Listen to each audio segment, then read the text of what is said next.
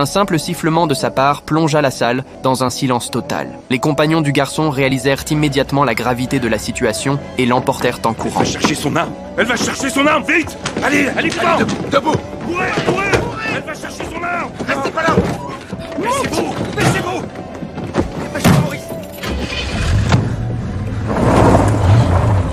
Cependant, dans la nuit même, 2 hommes blancs arrivèrent chez le pasteur, où le garçon était logé. Le pasteur, terrifié, n'osa pas faire de bruit. Il savait que ces hommes n'étaient pas là pour de bonnes raisons. Mais ces derniers, visiblement impatients, frappèrent violemment la porte en bois. Les faisceaux des torches déchirèrent l'obscurité, tels les yeux d'un démon, balayant la pièce frénétiquement.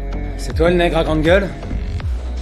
Monsieur Bryant, faut pas lui en vouloir. C'est qu'un gamin. Ferme les yeux, toi. Ne le réponds surtout pas. On va lui donner une bonne leçon. La famille du pasteur sortit précipitamment, suppliant pour la vie de ce garçon insouciant. Ils étaient même prêts à offrir toutes leurs économies pour apaiser leur colère. Pitié. Ce petit n'a pas de jugeote. Il va apprendre. Quelques jours plus tard, la mère du garçon à Chicago reçut la terrible nouvelle apportée par un parent. On vient de retrouver le corps de Beau dans une rivière.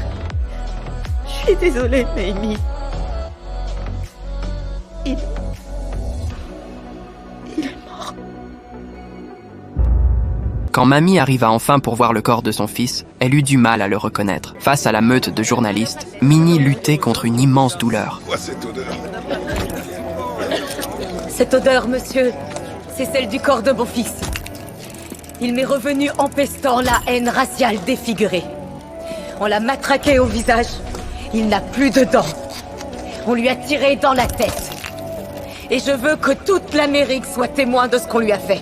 Le jour de l'audience, Mamie voulut parler de sa détermination aux journalistes, mais un tir soudain la coupa dans son élan. Cela semblait annoncer la fin de l'histoire.